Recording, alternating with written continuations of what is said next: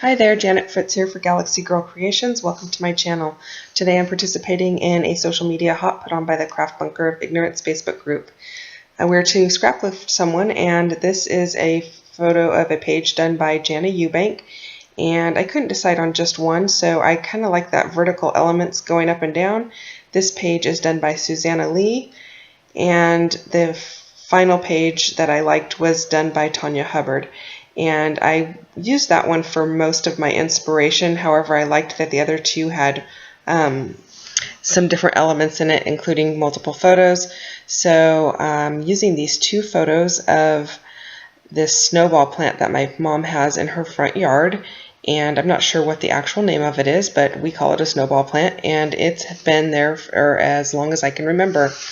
I'm auditioning some papers here to create the vertical elements and the banner flags that are hanging down, and I will end up cutting these into 2-inch or 1-inch strips. I probably could have gotten away with just doing 1-inch strips on all of them, but I wasn't quite sure how narrow I'd want to make them, so I started with 2-inch strips on some of them. I'm starting with a white sheet of paper to create the background of my layout, and I know I'm going to put a border around it of some color, so I went ahead and cut it down by a 1/2 inch on two sides so that I'll have a 1/4 inch reveal with whatever paper I choose to put behind it. Now I've cut down my photos. One is going to be a 4x6, the other is going to end up being 3.5 by 3.5. Right now I believe it's 4x4, but you'll see later I will cut it down a little bit more to accommodate a nice border around it for when I mat it. Once I get all of my papers cut down, I also trim them to be about 10 inches long, so there's a 1-inch border at the top and the bottom of the page from those banners. There are a couple that are longer and a couple that are shorter, and that is to give them the fishtail ends to make it look like banners hanging down. And then I'm using the Black Soot Distress ink to give them some definition, and I'm not putting it on really heavy. I'm actually need to re-ink that ink pad, so it's going on pretty light, more like a gray or charcoal, but it does add to the overall look of it. While I go ahead and get these papers where I want them, I'll tell you a little bit more about the photos. I mentioned it is a snowball plant in my parents' front yard, and that snowball plant was growing in my grandparents' yard before I was ever born. My mom took a slip of it and started it growing at a previous home that we lived in, and then when they moved into this home when I was 1.5 years old, they started it as another plant, and it always gives us a lot of joy to watch it bloom. It's really beautiful. A lot of the neighbors stop by and ask what kind of plant it is, and we just call it the snowball plant, so I'm not really sure what it is, or if that's even actually its real name, but it's been around forever, and it's just really pretty in the spring when all the leaves fall. It looks like snow, so I guess that's why we call it the snowball plant. So I'm still messing around with all of these papers. It's going to take me a little bit here, and I'm having to trim them. My first cut on one of them was a little bit short, so that caused me to have to cut all of them a little bit shorter.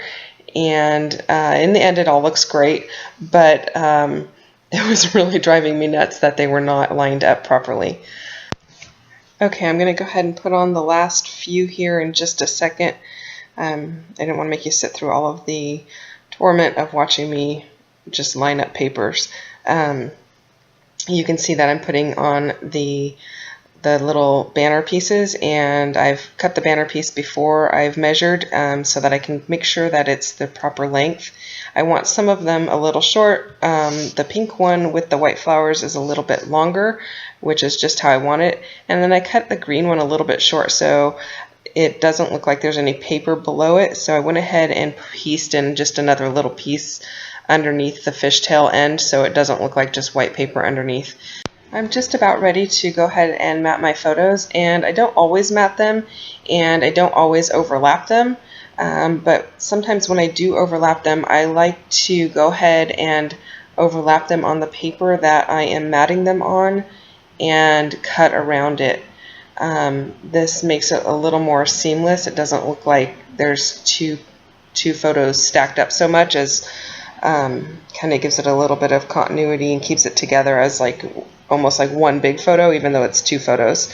So you're going to see me doing that here, and I really love my Fiskars cutter to do this, because I can kind of line it up with the inside of one of the plastic guides to give it that I don't know if it's, I think, an 1/8 of an inch border around it, and I can get in really close and do it. I can't do that with my rotary trimmer. I do have a Caterpillar, which I absolutely love, but I'm not using it for this because it doesn't work so well for this. It also does not work for gutting your papers, and you'll see that I'm going to gut the border paper that I use at the very end to go around the white background.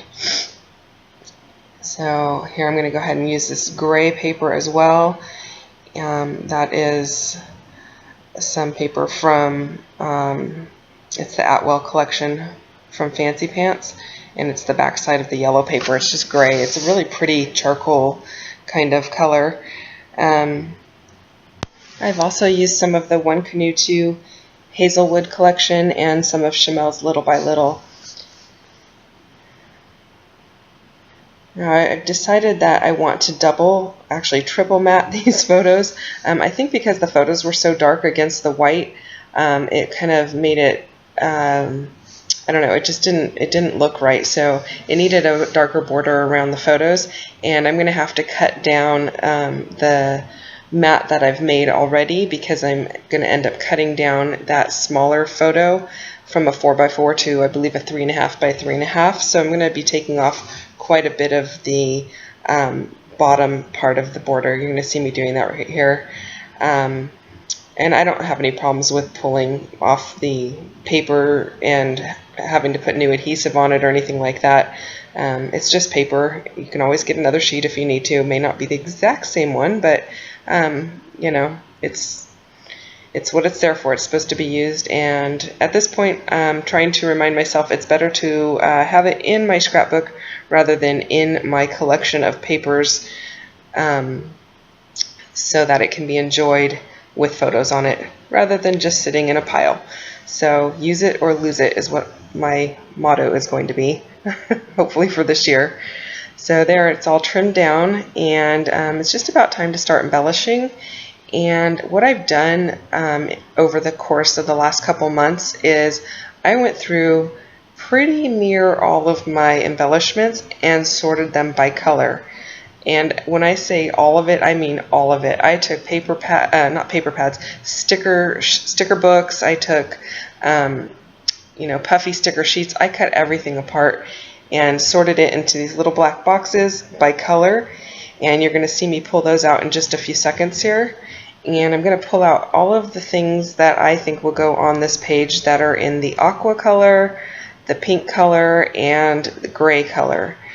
And it really has made it a lot faster for me to scrapbook this way, rather than trying to remember what collection has what stickers in it and trying to find things that match. I kind of would take forever just going through things.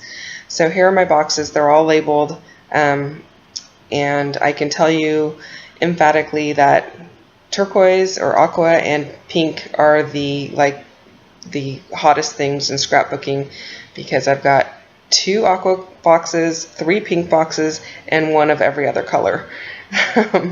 So I'll just start sorting through things. I'm not going to make you sit through all of my sorting. You'll see I've got a bunch of stuff pulled out, and anything I think looks good will get thrown on the desk, and then I'll start putting it onto the page where I like it. So at this point I don't have a whole lot of recollection as to what comes from what designer. There are some things I can tell you. I know that the word pretty and you came from my mind's eye, and I'm pretty sure awesome is maybe Elle Studio or Jelly Bean Soup. Actually, I believe it's Jelly Bean Soup. Anyway, so I've decided that I need some journaling space, and that's what's going to go on those tags. I'm going to just basically talk about the snowball plants, which I've already told you about. And then I've pulled out 3 of the floral embellishments in pink that match each other, and they're going into this visual triangle around the photos. And my title there, you can see, is Awesome Pretty You. And the word pretty, I'm going to take that and I'm going to stick it up on foam. I've got some of just the generic craft foam from Walmart, and I've already used a bunch of it to cut letters out of for other projects.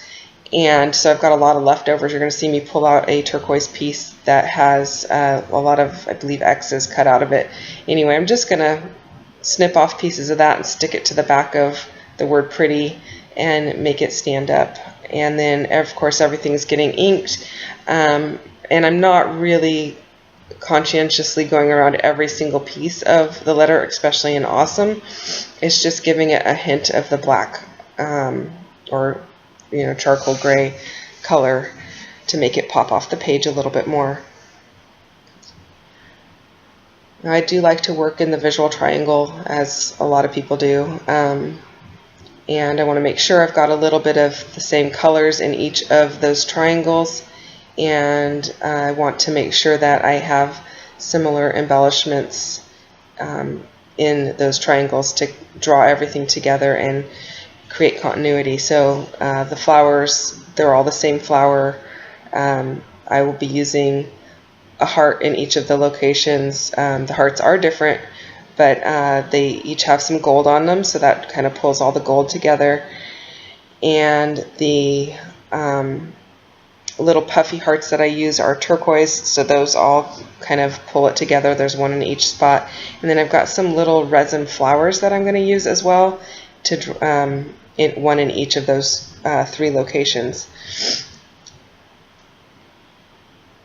And I love the label tags from Elle Studio. I use those a lot. I've got a bunch of them. And this one is going to be for the date, and it's actually the date the photo was taken, which was, I believe, in 2005. The plant is still alive today and has some new blooms or buds coming out on it. I'm just getting around to documenting some of my 2005 photos. I was having a really hard time figuring out where to place that turquoise heart with the gold heart, and I put it there in the bottom right hand corner, but it's going to end up over on the paper on the left hand side of the little die cut. I didn't like it kind of floating out there in space. It looks like it's kind of off by itself, but I know I want it near that cluster somewhere so that it draws the hearts, are all in the 3 locations, and it draws your eye in towards the flowers. We're going to be getting close to the close-ups in just a second here. I hope you've enjoyed this video. If you haven't subscribed and you'd like to, go ahead and hit the button down below. Also, if you like the video, please hit a thumbs up. I'd love that. And if you have any feedback or comments or questions, go ahead and leave those in the comments below, and I'll try to get back to you as quickly as possible. Thanks so much for watching, and I hope you have a great day.